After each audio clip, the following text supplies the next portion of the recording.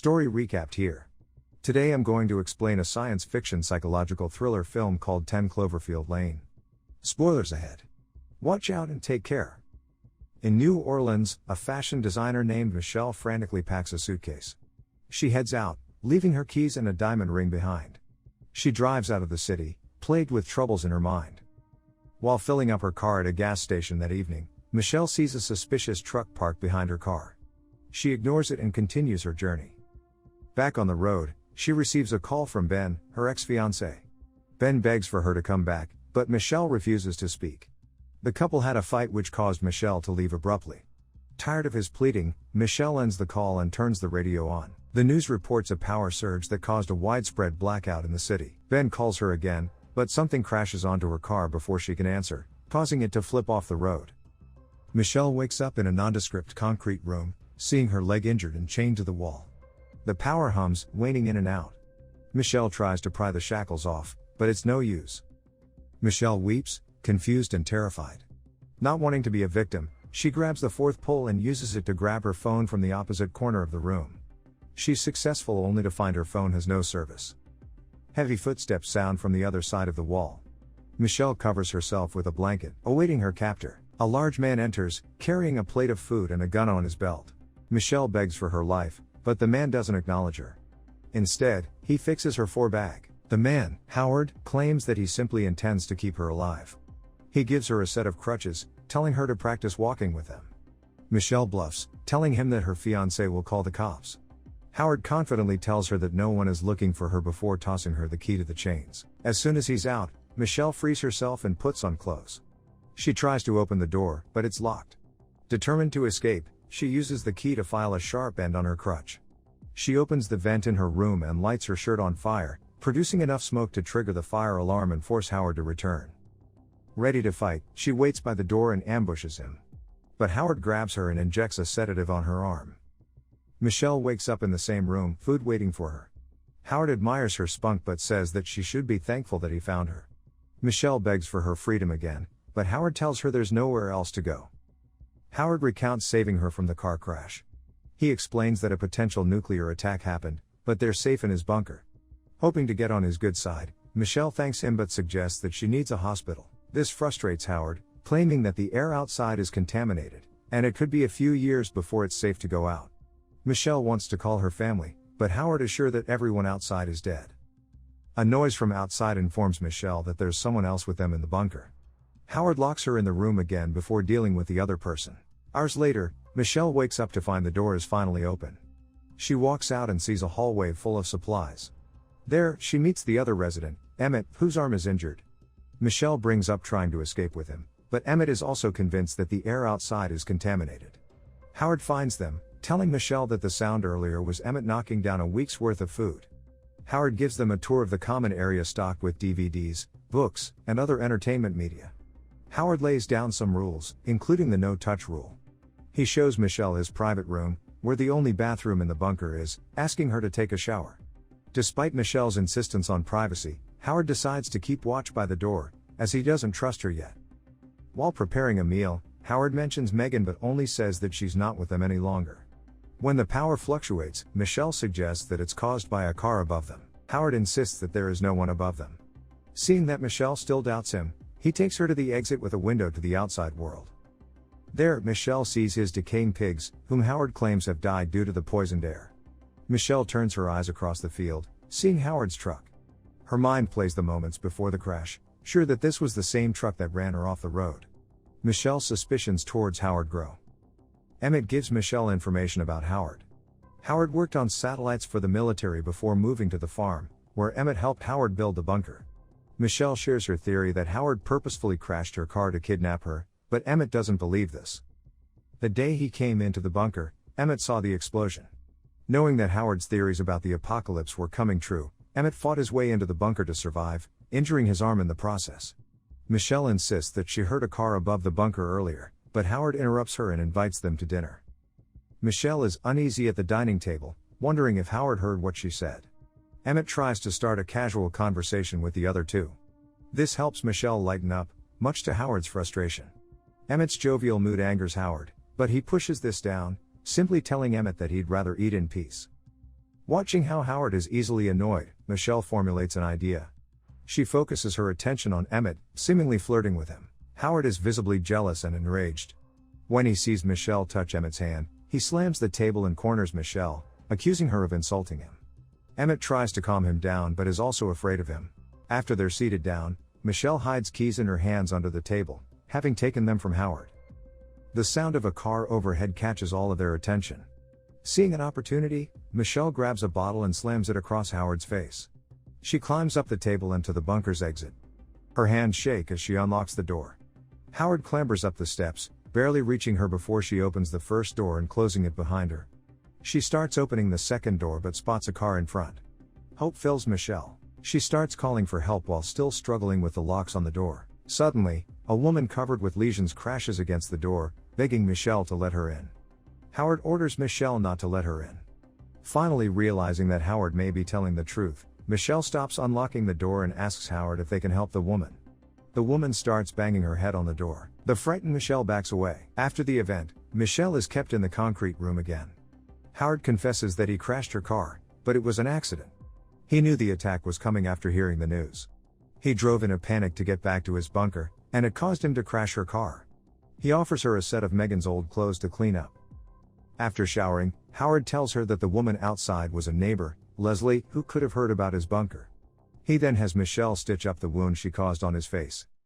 After giving Michelle her belongings from her car, Howard finally opens up about his estranged daughter, Megan, who was taken to Chicago by her mother.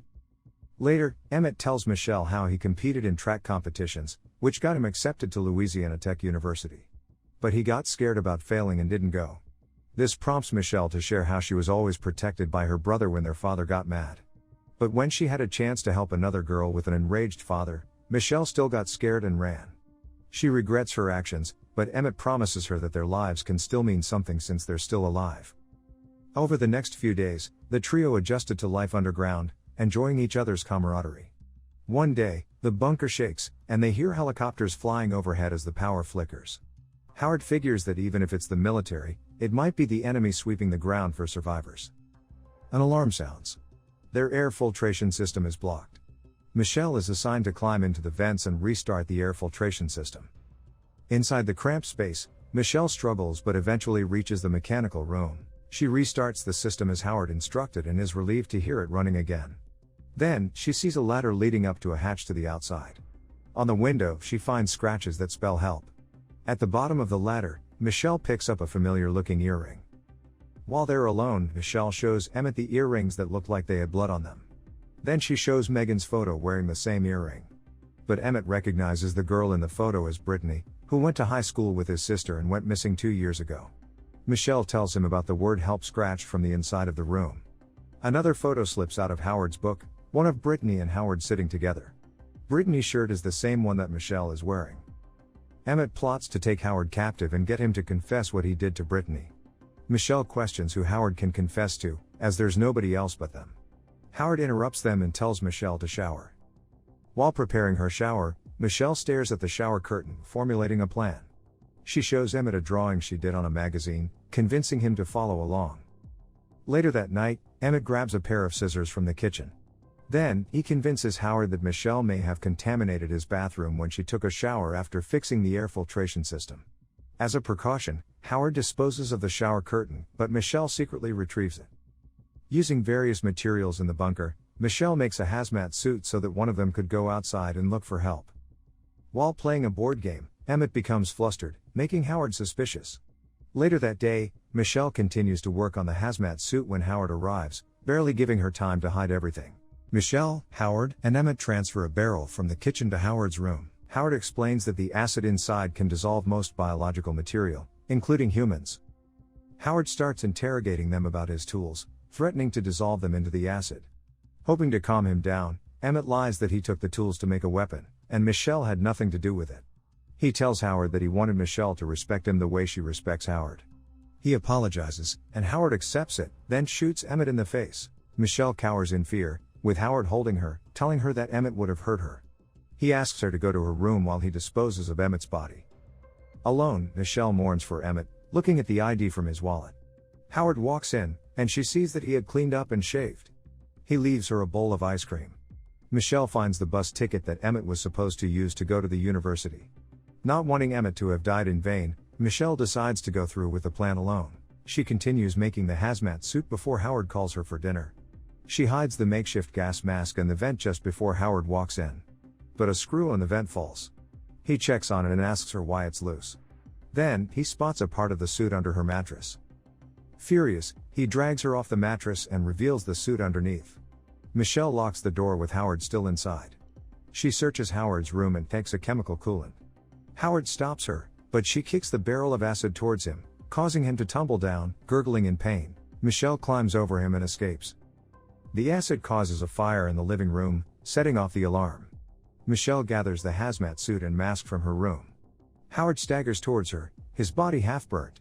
She brings down a shelf to stop him, climbing over it to escape. The fire blocks her way to the bunker's exit. Michelle climbs into the vent, hoping to escape through the mechanical room hatch instead. Howard hears her crawling inside the vent and starts stabbing a knife into it. He grabs Michelle by the ankle, but she kicks her legs until he releases her. In the mechanical room, Michelle hurriedly puts on the hazmat suit, using duct tape to seal every seam. She climbs to the hatch and freezes the padlock with the chemical coolant. After numerous attempts, she breaks it and opens the hatch. Finally above ground, Michelle breathes heavily, looking around for any sign of life. She sees Howard's old truck and gets inside but rips a tear in her suit. Fearing contamination, she seals it with duct tape. Once fixed, Michelle hears a flock of birds flying overhead. She watches them, realizing that the birds should have died if the air was poisoned. Taking the risk, she removes her mask, waiting for the worst. But nothing happens. Relieved, Michelle chuckles. A rumbling from afar catches her attention. She climbs on top of the truck and sees an aircraft. Something moves from inside the nearby shed. Thinking that it's Howard, Michelle hides behind the truck. Instead, the bunker explodes. Michelle watches the aircraft turn, alerted by the explosion. As it gets nearer, it dawns on her that the aircraft is an alien. Michelle gets back in the truck, searching for the key. When she can't find it, she goes to Leslie's car but triggers its alarm. Michelle rushes to the shed to hide, seeing Leslie's body inside. She checks outside and sees a creature coming out of the field. Michelle searches Leslie's body for the keys, but the creature peers into the shed. Michelle finally takes the keys and shuts the alarm off, diverting the alien's attention back to it. Michelle crawls out of the shed and runs to the house nearby. The creature hears her and gives chase. Both Michelle and the alien stop when a rumbling comes from the house. Behind the house, the alien aircraft looms over. Seeing it release gas, Michelle retrieves her mask and frantically seals it on. The gas causes another explosion just before it passes. Michelle gets up, alerting the creature to attack. She gets inside the truck but fails to close it. The creature opens its mouth, grabbing hold of her mask, before pulling away with its prize.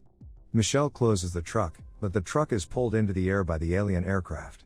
Seeing the large being above her, Michelle sinks, losing hope. Beside her, she finds a lighter, giving her an idea. She grabs the liquor rolling on the floor and creates a Molotov cocktail. When the creature opens its mouth, Michelle throws the explosive inside. The alien explodes and drops the truck. The alien aircraft crashes and burns on the field. Michelle wakes up and gets out of the truck. She takes time to catch her breath, finally having time to let the situation sink in. She spots Leslie's car, undamaged. She gets inside, thankful that the car still works. Michelle drives off, knocking down the mailbox that bears the address, 10 Cloverfield.